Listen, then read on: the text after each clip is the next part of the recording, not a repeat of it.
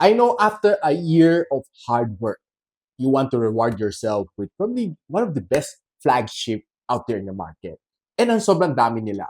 Now, in this video, I'll be sharing you ang aking top 3 na flagship phones na personally na-review ko here on my channel na I can recommend to you to be your next flagship phone next daily driver para gamitin mo throughout 2023 and even towards 2024. Simulan natin.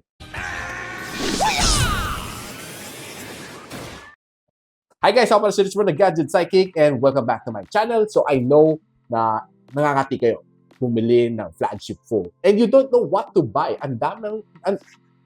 Sobrang daming flagship phones out there na waiting for you to pick them up. Mapa sa Shopee, sa Lazada, or sa physical store. And here are my top 3. And of course, sa top 3, there's always a honorable mention. And here is the iPhone 14 Pro Max. And this phone is currently priced at the sale price na 77,000 for the 128 gigs of storage. And definitely this one, bakit nyo kailangan consider to? I know that this phone is probably not for everyone kasi the price is a little bit pricey, but yung kanyang specs is quite beefy. A16 na chip. First time nagkaroon ng 48MP na camera si iPhone. And this one having the dynamic island and all the goodies here on this phone makes it definitely a honorable mention. Hindi ko lang siya pinasok sa top 3. It's because yung kanyang presyo is probably not for everyone. But it's worth mentioning. If you want to know where yung pwede mabili, link on the description below. And a full review ko ng iPhone 14 Pro Max will be coming pretty soon. Now, yung third sa aking listahan for the top 3 na flagship phone that I can recommend to you is the Samsung Galaxy S22 Plus. And I know dito sa kamay ko is the S22 Ultra. But marirecommend ko sa'yo, ba't ko na-recommend nga ba yung Plus, hindi si Ultra? One, it's because yung Plus can perform.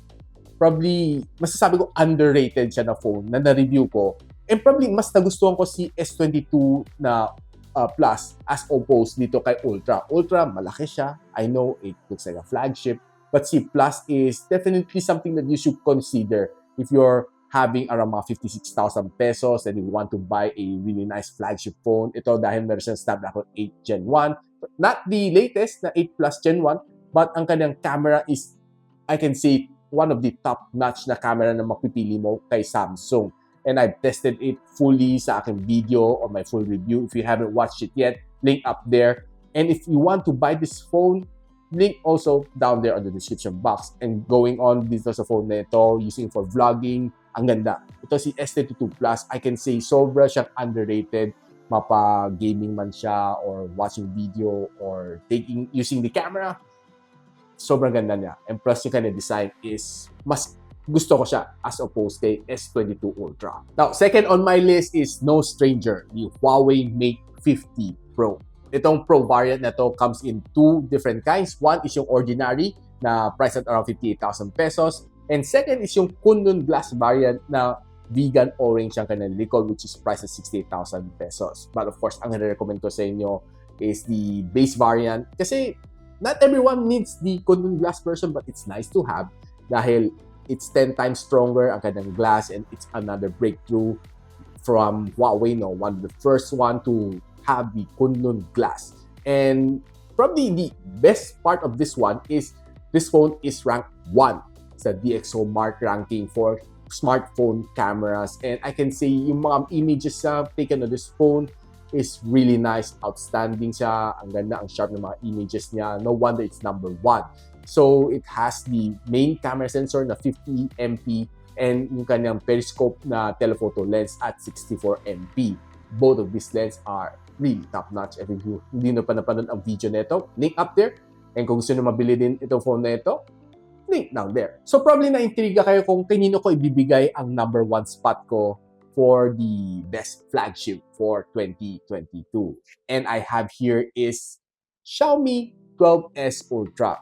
I know na itong phone na ito hindi lumabas sa global. This one is only in China. So if you want to buy this one, there's one seller that I trust sa Shopee and I'll be posting the link on the description box below. It's right now priced at around 61,000 pesos for the 12 gigs of RAM and 256 gig of storage. And probably kung pinoproblema nyo na walang Google Play ito, mabilis lang naman siya. I-update mo lang ang Google Play sa kanyang App Store you're done. Probably nagtataka kayo bakit ko binigay kay Xiaomi 12S Ultra ang number 1 spot. One, it's because ang ganda ng kanyang camera.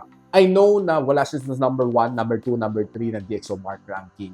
I think it's somewhere nasa 8 or 9. It even is a little bit below si 11 Ultra. Probably one of the reason is that hindi siya lumabas globally. And second, I think it's the first ever collaboration between Xiaomi and Leica. So expect mo on the succeeding mga ibang collaboration ni Xiaomi and Leica for their flagship. It might even reach top 3 once again. Now, one of the reasons kung ba't ko nabigay sa kanya ang number 1 spot is that this phone, ang kanyang screen is 6.73 inch na may LTPO2 AMOLED display, 120Hz of screen refresh rate, calibrated by Dolby Vision, HDR10+, and mataas ang kanyang max brightness at 1,500 nits. And it's also protected by Corning Gorilla Glass Victus. And of course, it has the latest na chip ni Qualcomm Snapdragon 8 Plus Gen 1. And this is one of the first one na nagkaroon netong chip na ito by Xiaomi. And probably one of the things na nagusto ko rin sa kanya is ang kanyang design. I know na medyo more camera than phone ang biros kanya, ang meme dito sa phone na ito. But for me, the design is great. Rather than having several rings na camera na kailangan mo punasan na madalas kapitan ng dumi, ito isang ring lang siya. It's hosted under one main ring, which is definitely easier to clean. And second, meron siyang leather dito sa likod, leather finish, which is okay. Maganda rin siya for a flagship phone like this one. Probably the thing na hindi ko masyado gusto dito is that this one is a little bit heavy, but overall kung nasanay kayo, I don't think it's too much of a problem. And ang kanyang camera specs is quite beefy. Triple camera lens na 50MP na wide lens na may OIS, 48MP na periscope telephoto lens na may 5x optical zoom, and 48MP na 128 degrees na ultra wide lens. And meron pa siyang TOF 3D na depth sensor, which gives this phone definitely some firepower pagdating sa taking photos and taking videos. It can even record up to 8K, by the way. Probably another winning factor dito sa phone na ito, it has 50 watts of wireless charging. So guys, na-round out na natin ang ating top 3 na flagship na I can recommend to you for year 2022, and I'm really happy to be able to impart to you yung aking knowledge dito sa mga flagship na ito na nahawakan natin. And well, it's up to you to decide kung anong phone ang probably for you and probably what phone is not for you. I'll be posting everything, mga links kung saan pwede mabili itong mga phone na ito down there on the description box below. And if you find this video helpful and alam nyo may mga friends kayo na gustong bumili ng mga flagship phones na hindi pa rin sila makapag-decide, do share this video to them and help me spread the word.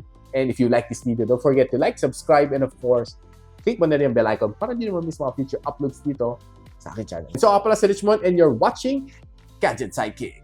What's up?